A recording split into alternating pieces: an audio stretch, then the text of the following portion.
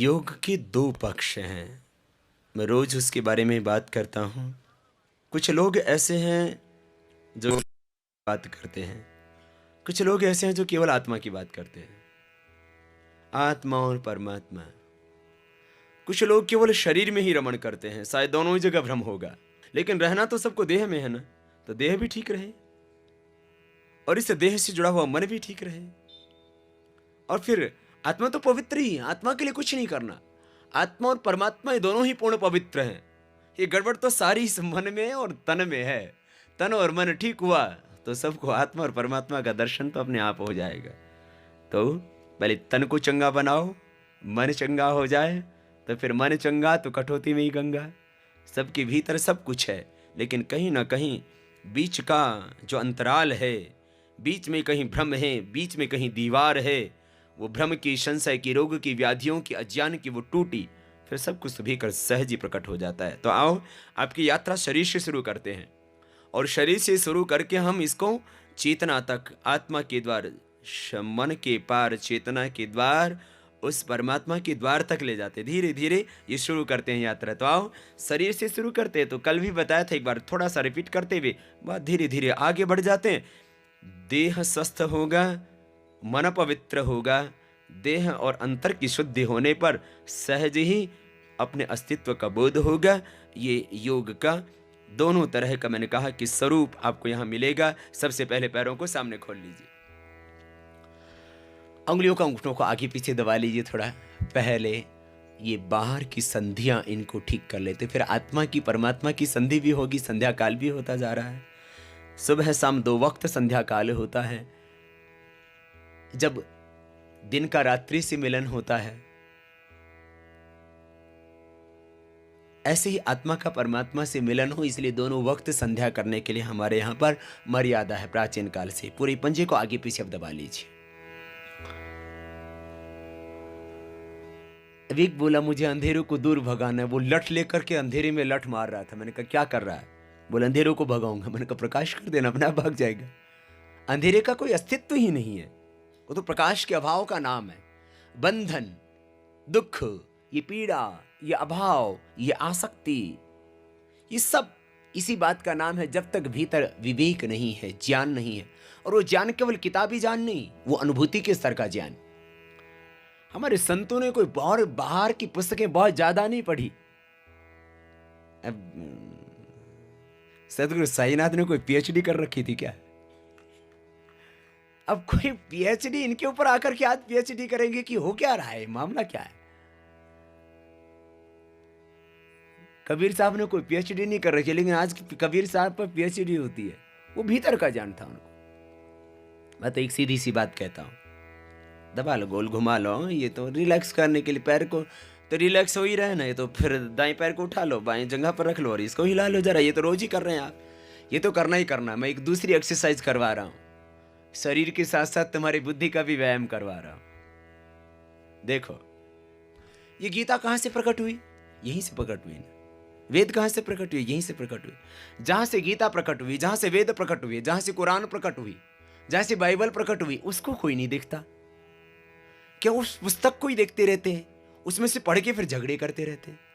पहले अंतर मन को पढ़ो और फिर बाहर की पुस्तकों को पढ़ो तो समझ में आएगा। बिना अंतर मन को पढ़े, बिना आत्मा को जाने, इन शास्त्रों से भी विवाद पैदा हो जाएगा। दूसरे पैर को उठा लो। इसलिए हमारे प्राचीन काल में 2 तरह की विद्याएं पढ़ी जाती थी, एक परा विद्या, एक अपरा विद्या।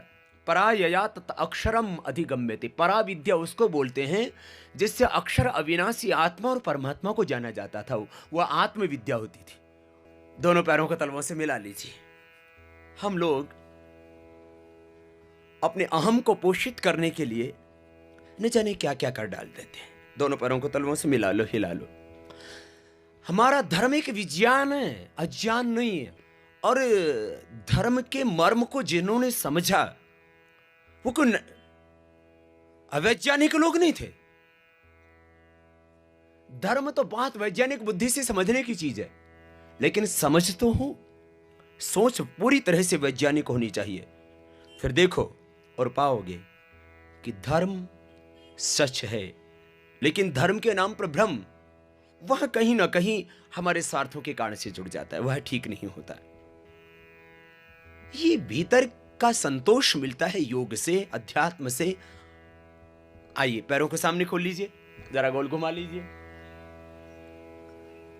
ये तो दैहिक आरोग्य के लिए, थोड़ा हिलाओ ना, बैठे बैठे जाम हो गए हैं सब। देखो मेरे भाई, भगवान की पूजा जरूर कर लेना, लेकिन भगवान की पूजा करने से पहले अपने भी पूजा कर लिया कर। ये तुम्हारा शरीर है ना, इससे सब कुछ होगा। पूजा पाठ होगी, इससे सेवा होगी, आराधना होगी, भक्ति होगी। तो भगवान का भजन साथ साथ में जिस देह से होता है, उस देह को भी ठीक रखना। एंटी क्लॉकवाइज घुमाओ, विपरीत दिशा से। रोज भगवान जी को तुलसी का भोग लगाते हैं। मैंने कहा खुद भी खाता है क्या? बोले जी तो भगवान जी को लगाने के लिए होती है। मैंने कहा किसी भगवान जी को तो कैंसर हुआ नहीं, वो तुलसी खाते थे, तू भी तो खा ले मेरे भाई।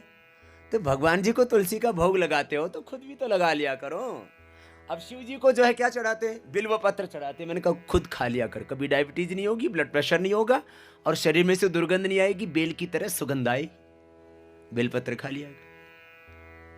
बड़ा शून्य बनाते हैं। बैठ जाओ। देखो ये थोड़ा रिलैक्स करने के लिए नीचे वाले एक्सरसाइज की, अब ऊपर वाली थोड़ी सी करवा देते हैं। आओ, अंगूठा अंदर अंगुलियों पर। ये तो जॉइंट्स के लिए है। सारे भगवान जी को अक्सर मीठे का भोग लगाते, लेकिन किसी भी भगवान जी को डायबिटीज नहीं हुई थी। क्यों? वो सब योगाभ्यास करते थे, योगी होते थे। हमारे जितने भी आध्यात्मिक गुरु होते थे सब योगी होते थे।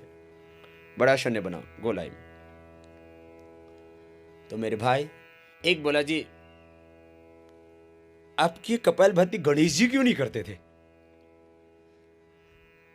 गोल घुमाओ, दोनों हाथ सामने रखो। वो तो योगी के बेटे थे। हाँ? योगेश्वर जो है, दोनों हाथ ऐसे, दोनों हाथ ऐसे लगा लो कंधों के ऊपर, सामने से कोनिया मिला लो, बड़ा जीरो बना। वो तो भगवान शिव तो योगियों के भी गुरु थे, अब उनके बेटे थे गणेश जी। तो अब गणेश जी को हमने समझा ही नहीं। गणेश जी को जो है एक बहुत बड़ा सिंबॉलिक स्वरूप दिया गया है। गण माने समूह, ईश माने शासन। आपको समूह पर शासन करना है तो कैसा होना होगा?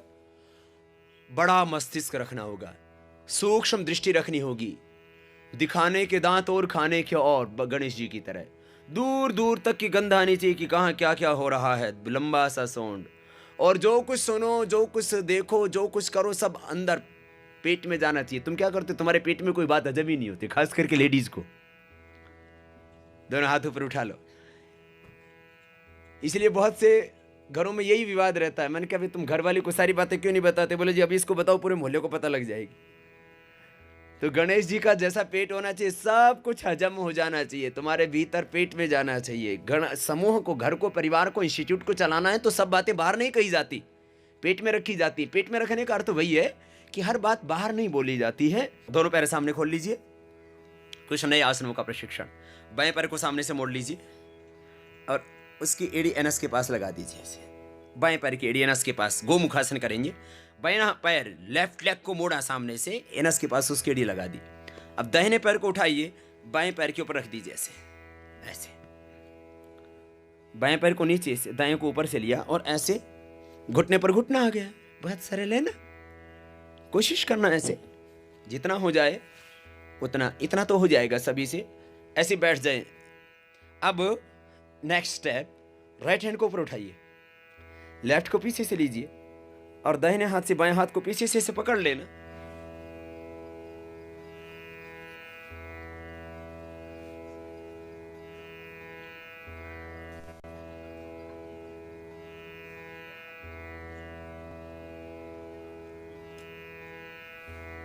पकड़ में आ गया? नहीं पकड़ में आता तो एक्टिंग करो पकड़ने की। एक्टिंग में तो सब माहिर है। सुबह से शाम तक अभिनय ही चलता रहता। मैं बार बार कहता हूं, कोशिश तो करो ना।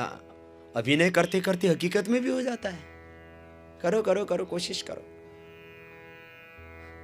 पकड़ो ऐसे तो कभी फ्रोजन शोल्डर होगा ही नहीं, सर्वाइकल स्पॉन्डिलाइटिस पेन होगा ही नहीं।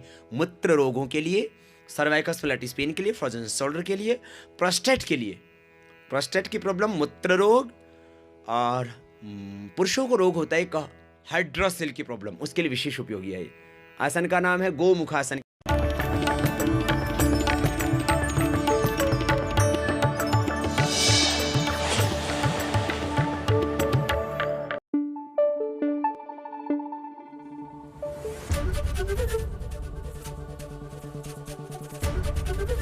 एबीपी न्यूज आपको रखे आगे।